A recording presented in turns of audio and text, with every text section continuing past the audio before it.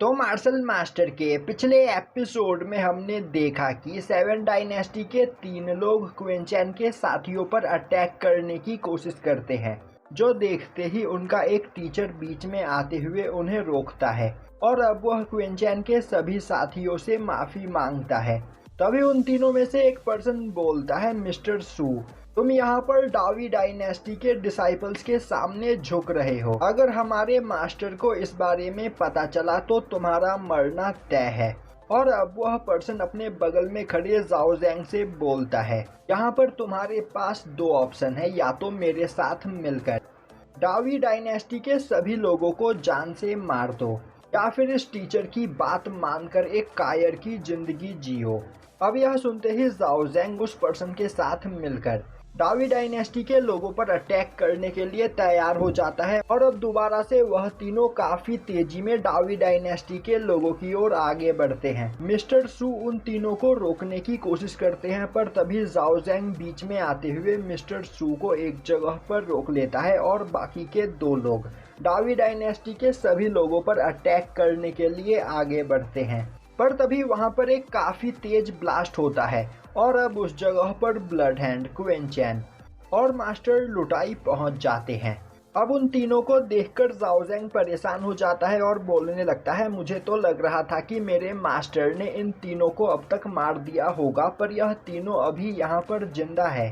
तभी एक पर्सन आगे आते हुए बोलता है, क्वीन चैन, मैजिक पूल से मिला स्पिरिचुअल क्रिस्टल मेरे हवाले कर दो, जिसके बाद मैं तुम्हें और तुम्हारे साथियों को यहाँ से जाने दूंगा, वरना तुम में से कोई भी यहाँ पर जिंदा नहीं बचेगा। तो अब फैसला तुम्हारे हाथ में है। क्वीन चैन बोलता है, तुम किस स्पिरिचुअल क्रिस्टल की बात कर रहे हो? शायद से मैंने उन सभी क्रिस्टल को अपने अंदर एब्जॉर्ब कर लिया। यह सुनते ही वह पर्सन गुस्से में बोलता है, तो तुम शांति से मैजिक क्रिस्टल को मेरे हवाले नहीं करोगे तो फिर ठीक है, मरने के लिए तैयार हो जाओ।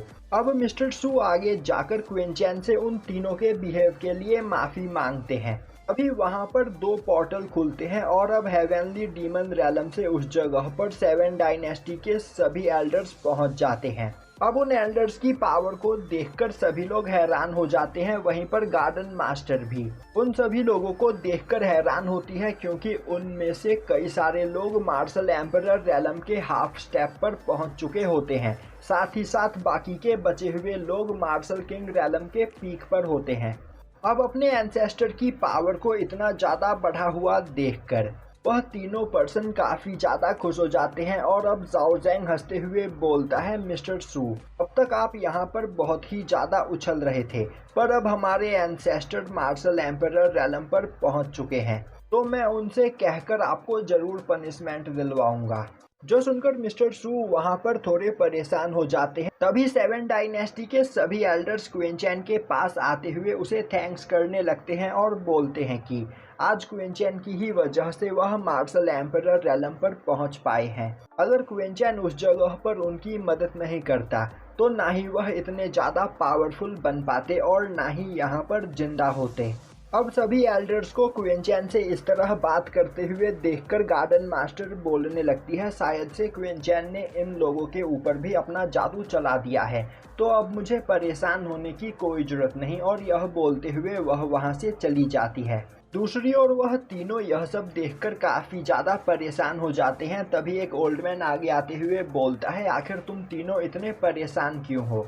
तभी मिस्टर सू अपना पसीना पोंछते हुए वहां पर मौजूद सभी एल्डर्स को अब तक जो भी हुआ इस बारे में बताते हैं। अब यह सब सुनते ही वह ओल्ड मैन गुस्से में अपनी पावर को रिलीज करता है, जो देखकर सभी लोग वहां पर डर जाते हैं। अब एक पर्सन आगे आते हुए बोलता है, जाओ जैंग, यह मैं क्या सुन रहा हूँ?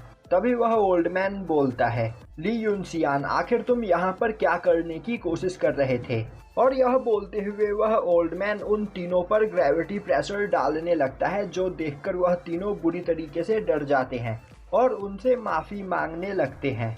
अब वह ओल्ड मैन और वह पर्सन आगे बढ़कर क्वीन चैन से माफ़ी मांगते हुए बोलते हैं, मास्टर प्लीज़ इन लोगों को माफ़ कर दीजिए, इनके बिहेव को देखकर हम बहुत ही ज़्यादा शर्मिंदा है और अब वह दोनों जाओ ज़ेंग और ली युआन सिन को क्विंचैन से माफ़ी मांगने के लिए बोलते हैं। यह सुनते ही वह दोनों वहां पर क्विंचैन से माफ़ी मांगने लगते हैं। तभी क्विंचैन बोलता है जल्दी से यहाँ से भाग जाओ और आइंदा मुझे कभी दोबारा दिखना मत। यह सुनते ही वह दोनों वहां से भाग जाते हैं, पर तीसरा पर्सन वहां खड़ा सब कुछ चुपचाप सुन रहा होता है। तभी उस तीसरे पर्सन का मास्टर आगे आते हुए बोलता है, मैं 7 डायनेस्टी का पहला एंसेस्टर हूँ जिसने मास्टर क्विंचैन के सामने सरेंडर किया था और उनकी टीम को ज्वाइन किया था, पर तुमने यहाँ पर मास्टर क्विंचैन के साथियों को मारने की कोशिश की। मैं तुम्हारी इस गलती को माफ़ नहीं करूँगा। और यह बोलते हुए वह उस पर्सन पर अटैक करके उसे जान से मार देता है।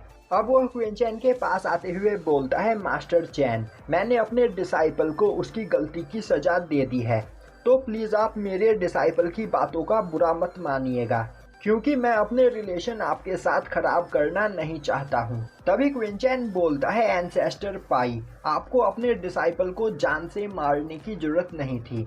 तभी एंसेस्टर पाई बोलते हैं, मास्टर, मैं अपने डिसाइपल्स को अच्छी शिक्षा नहीं दे पाया, इसीलिए वह हमेशा कमज़ोरों को बुली करने के बारे में सोचे करता था। इसीलिए आज मैंने उसे मारकर अपने बाकी के डिसाइपल्स को यह सबक दिया है कि वह कमज़ोरों को दोबारा कभी बुली ना करे। अब एक पर्सन बोलता है, मास्टर चैन, हेवनली डीमन रैलम का दरवाज़ा बंद हो चुका है और हमारी कल्टीवेशन भी यहाँ पर पहले से बहुत ही ज़्यादा इंक्रीज हो चुकी है, तो अब हम सभी लोगों को यहाँ से चलना चाहिए। और यह बोलते हुए एक एक करके सभी लोग वहाँ से चले जाते हैं। तभी क्विंचैन वहाँ मौजूद अपने सभी साथियों को देखता है और बोलता है, तो फिर अब हमें भी यहाँ से चलना चाहिए। और यहीं पर यह एपिसोड ख़त्म हो जाता है।